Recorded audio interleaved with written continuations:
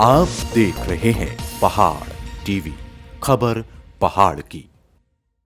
नमस्कार, स्वागत है आप सभी का पहाड़ टीवी पर। मैं हूं आपके साथ परिधि जोशी। चलिए बुलेटिन की शुरुआत करूंगी, उससे पहले एक नजर आज की सुर्खियों पर। राज्य में कोविड-19 संक्रमण के मामले में हो रही अप्रत्याशित वृद्धि को देखते हुए सरकार ने की नई गाइडलाइन जारी। शहरी क्षेत्र के अंतर्गत आने वाले जरूरी और आवश्यक सेवा प्रदाता व्यापारिक प्रतिष्ठानों को छोड़ते हुए अन्य सभी संस्थान प्रत्येक दिन दोपहर 2 बजे से किए जाएंगे बंद। संपूर्ण राज्य में प्रत्येक रविवार को पूर्णतः रहेगा कर्फ्यू। साथ ही सप्ताह के अंदर 6 दिनों में सायं 7 बजे से प्रातः 6 बजे तक रहेगा रात्रि कर्फ्यू। समस्त सिनेमा हॉल, रेस्टोरेंट, बार, सार्वजनिक वाहन, बस, विक्रम ऑटो रिक्शा इत्यादि 50% यात्री क्षमता के साथ ही होंगे संचालित। समस्त जिम, स्विमिंग पूल, स्पा पूर्णतः रहेंगे बंद।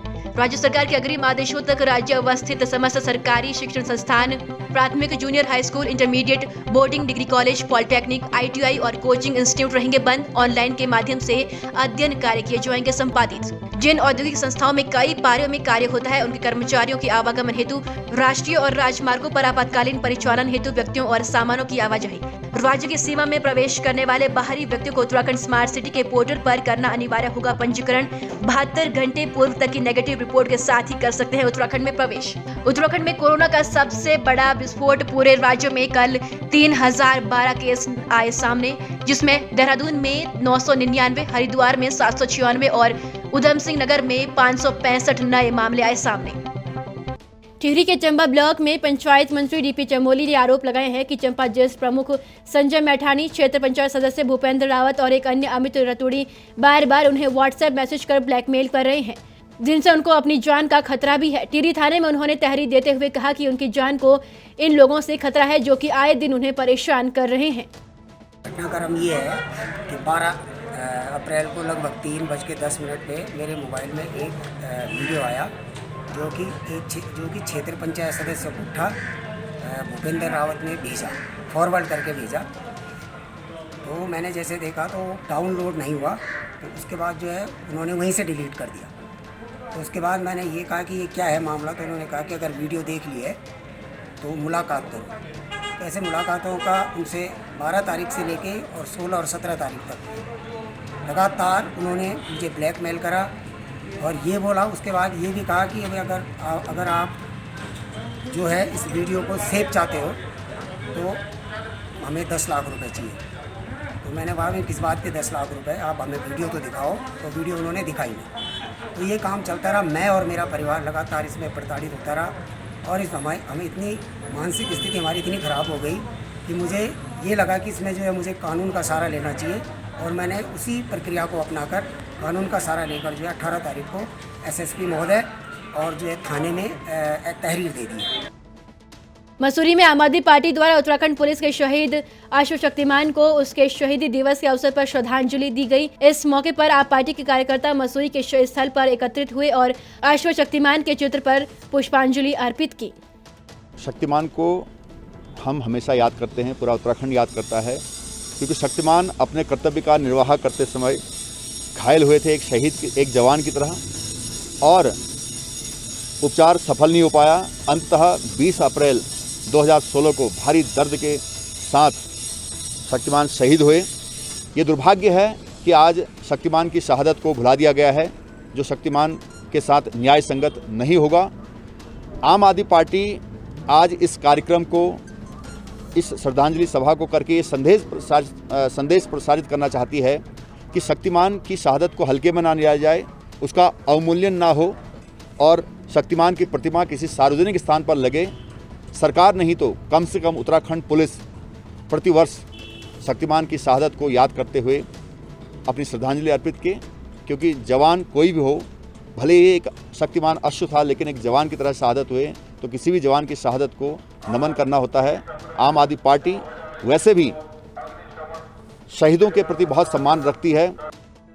एक बार फिर उत्तराखंड पावर कॉर्पोरेशन लिमिटेड के कर्मचारियों ने अपनी लापरवाही का सबूत दिखाया है। जनपद उत्तरकाशी के सयालना नालुपानी मोटर मार्ग पर जसपुर गांव के पास विद्युत का पोल किसी हादसे को न्योता दे रहा है। आपको बता दें कि विगत 3 दिन पहले यहां आंधी तूफान होने पर एक पेड़ विद्युत लाइन के तारों पर गिर गया, जिसने की विद्युत लाइन की पोल को भी अपने चपेट में ले लिया और पोल भी गिरकर सीधे सड़क के ऊपर से तारों सहित लटक गया, जिसकी जानकारी ग्रामीणों द्वारा विद्युत विभाग के कर्मचारियों को समय पर दे दी गई, लेकिन विद्युत विभाग के कर्मचारियों ने इस ओर कोई ध्यान नहीं दिया है।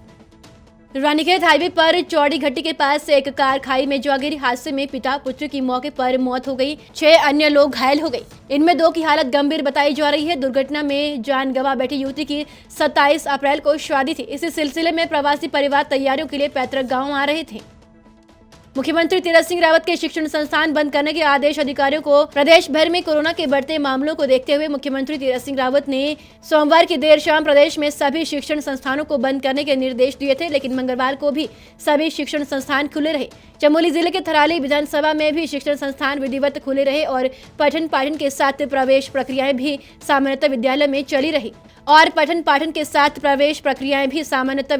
चलती रही।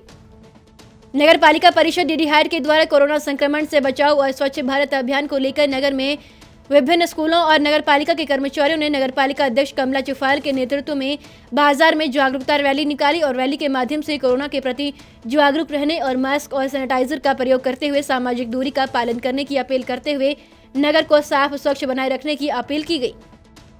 उत्तरकाशी जनपद के सरतली गांव के ग्रामीण आज भी अपने खेतों के मुआवजे के लिए शासन प्रशासन से गुहार लगा रहे हैं। आपको बता दें कि प्रधानमंत्री ग्राम सड़क योजना के तहत 3 वर्ष पूर्व सरतली मोटर मार्ग के निर्माण में यहां के ग्रामीणों की कृषि भूमि बिना मुआवजा दिए ही काट दी गई और कुछ भूमि में सड़क कटिंग का मलबा डाल दिया गया। और जब ग्रामीणों ने अपने खेतों के मुआवजे की मांग की तो विभाग के द्वारा ग्रामीणों को आश्वासन दिया गया कि अतिशीघ्र आपको उचित मुआवजा दिया जाएगा, लेकिन अभी तक ग्रामीणों को मुआवजा नहीं दिया गया है।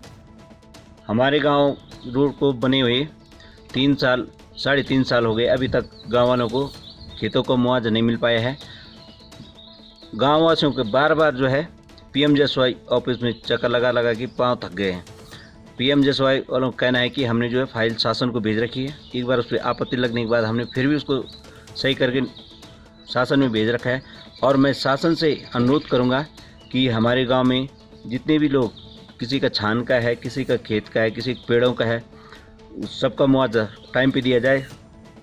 उत्तराखंड में कोरोना के संक्रमण को बढ़ते देख शासन ने अशासकीय विद्यालय में भर्ती पर रोक लगा दी है। शिक्षा सचिव मीनाक्षी सुंदरम की ओर से जारी आदेश में कहा गया कि वर्तमान में प्रदेश में कोरोना संक्रमण के प्रसार में हो रही निरंतर वृद्धि के रोकथाम को देखते हुए उत्तराखंड के समस्त अशासकीय विद्यालय में प्रधानाचार्य, प्रवक्ता, सहायक अध्यापक, प्राथमिक, जूनियर, माध्यमिक, लिपिक भर्ती नियुक्ति प्रक्रिया पर तत्काल प्रभाव से रोक लगाते हुए उपरोक्त भर्ती से संबंधित समस्त कार्रवाई अग्रिम आदेश तक स्थगित की जाती है।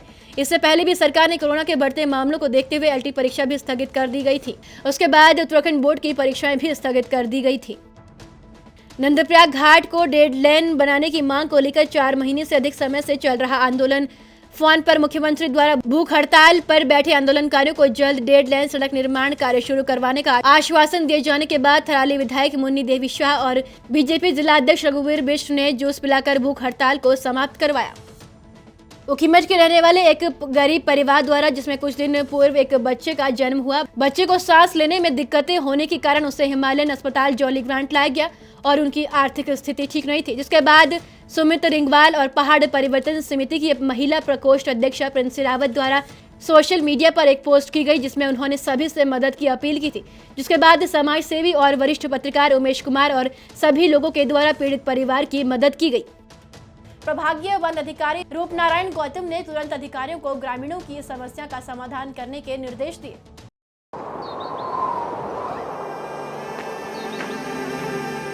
है बेखौफ उम्मीद का रंग।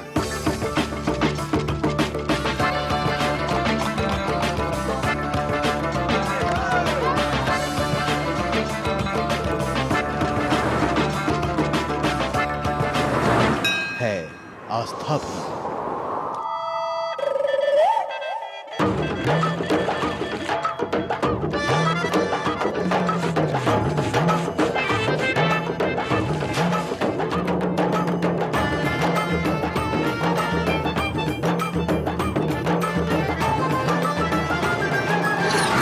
ये है मेरा उत्तराखंड।